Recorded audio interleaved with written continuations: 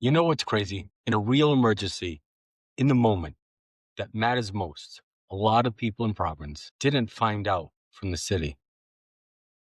They found out from other sources like friends texting them, family members, or social media. Some called them saying, lock your doors. That's not a plan, and it's not luck. And in public safety, luck is not leadership. We'll be back after a few moments after our introduction. In the heart of Providence, where dreams take flight, voices rise, a chorus of the night. We gather around with hearts full of hope to build a future where we all can grow. Let's listen deep to each other's plea, finding common ground. We'll never be free without understanding. Our voices fade. Together we can change what we've been made. Show the talk in the right direction. Guide the path with kindness and clarity. With every word, let's speak a better nation. Let's build bridges, not just walls of division.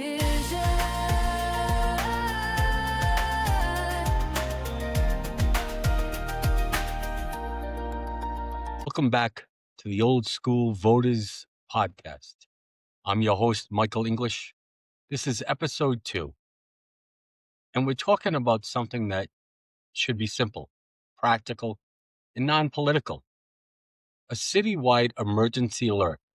Because when there's an active threat, an active shooter, or dangerous suspect, a major public danger, the difference between an alert and no alert can be the difference between people running into danger or getting out of it.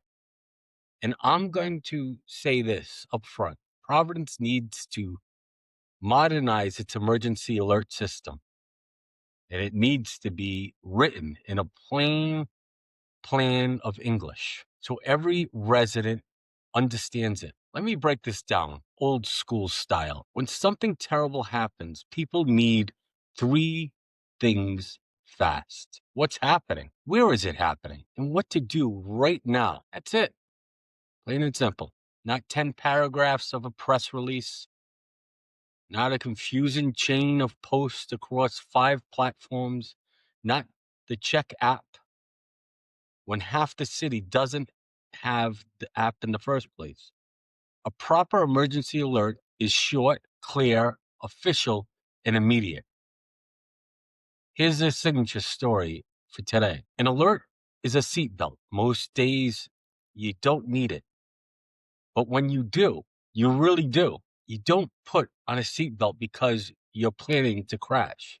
You put it on because you don't understand when it's going to happen. If the worst happens, you want to be protected already in place. That's what an alert system is supposed to be for. Here's a key point. I want every voter to understand there is a difference between campus alerts and citywide alerts. Campus alerts are for the people connected to the campus, the students, the staff, the facility. Sometimes parents, sometimes visitors, depending on how it's set up. Universities often have their own systems, their texts, their emails, scenarios, loudspeakers, apps, and notification. And that's fine. But Providence is not a campus. Providence is a city, a dense city at that, a city with neighborhoods right next to the campus, a city with restaurants, buses, parks, schools, churches, senior homes, homeless camps, holiday events, shopping areas, and families who don't have a Brown ID or Rhode Island School Design email. So here's the truth. If there's a violent threat at large near a campus, that is not only a campus problem, that is Providence problem. A campus alert is not enough because the moment the threat leaves the campus, the danger spreads to the East Side residents, the downtown residents or visitors, businesses on Thayer Street, Hope Street, Wickenden Street, the delivery drivers that are servicing the area, people walking their dogs, kids at practice or holiday shows or events, people traveling through the town just enjoying the atmosphere. Anyone who has no reason to check a college website. So when we talk about alerts, we're not talking about convenience. We're talking about the city's responsibility to keep the city safe. Now let's talk about the biggest weakness in a lot of modern alert systems. Opt-in systems is a big problem. Opt-in means you only get the alert if you remember to sign up. And in an emergency opt-in systems are like saying, we have a fire alarm, but you only hear it if you registered online first. That's insane. People move, people change phone numbers. People don't know the city changed apps. People don't even know what they're supposed to sign up for. So here's what I believe as someone who's running for mayor and as someone who lived real life. Opt-in systems fail when you need them most. And that's why I'm saying this clearly. From this point forward, when it comes to public safety, Providence needs one priority alert source, and it should be triggered through 911 emergency services, not a patchwork of apps, not follow our page, not check the website later. Let me explain what I mean by that. I'm not saying social media has no role. Social media is useful, but social media is not an emergency alert system. In an emergency, the city must be able to push a message to the public immediately in a way people actually receive. If someone is in danger, the city should not be hoping they're scrolling Instagram at the right moment. Now, this part is important because people urge about it. What should trigger a citywide alert? Here's the plain English rule.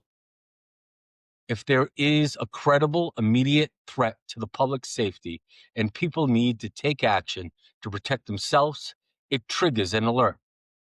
Let me give you an example that should trigger a citywide alert. An active shooter at large, shelter in place needed near a location, a dangerous suspect fleeing through the neighborhood, mass casualties incident with an ongoing threat, major hazardous materials incident, whether in the highway or in the local community, large-scale violent events spilling into the city. Let's focus on the one that matters today, an active shooter at large. If there is an active shooter and that person is not contained, not apprehended, not confirmed, stopped, then the public needs immediate information because people are making decisions in real time. Do I walk my kids home? Do I leave my house? Do I drive into that area? Do I go to an event I was supposed to go to? Do I send my team to their daily practice? Do I lock my door? Do I shelter in place? And if so, how long? And if the city stays quiet or slow, people don't stop living their lives. They accidentally walk into the danger. That's why seconds matter. Now let's address something. I've heard, and I'm going to be direct. Some people said, why would we alert schools or families? It was a December Saturday afternoon. Let me tell you why. Because schools and kids don't vanish on weekends. On a December Saturday, you've got school sports, you've got youth leagues meeting up. You have holiday shows and holiday events within the community. You got practice seasons for whatever it is that they take within their school program or out of school program for that matter. They're rec centers that have things to do on the weekends or at night. Church events and rehearsals, the community gathering events for if it's the season or just for friends and families to gather. Performances within the community, campus tours or school tours for the next year, shopping crowds, whether it's on the streets or in the mall.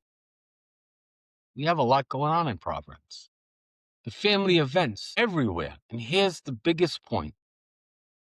A threat doesn't care what day it is. So a plan that says we alert people Monday through Friday, but not weekends, is not a plan. It's a gamble. And the old school voter understands this. A real emergency plan is the time that it activates is equal, straight across the board, meaning same urgency, same steps, same response, any day, any time.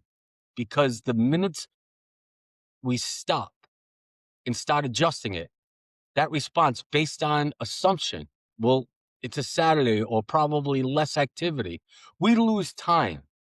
And lost time kills people. Now, let me clarify something. I'm proposing because I want this to be a clean and understandable. When I say Providence should be the only alert, and it should be from 911, I mean Providence must have one authorized emergency alert voice, one standard, one trigger policy, not 10 different accounts posting different updates, not a rumor mill, not confusion. The alert should come through the city emergency management and 911 system because that's where the real-time coordination happens. Here's what that looks like in practice. 911 dispatch confirms an active threat. Incident command is established. The emergency management triggers a citywide alert system. Messages go out immediately in plain English. Follow-up alerts continue until the threat is resolved. And the message should not be complicated. A strong alert looks like this. Providence alert, active shooter reported near such and such area. Suspect at large. Avoid the area. Shelter indoor if nearby. Police responding. Updates to follow. That's not politics. That's public safety straight out. Now let's talk about modernization. Modernization does not mean a fancy app that nobody uses. It means an alert that reaches people even if they're not signed up for this notification.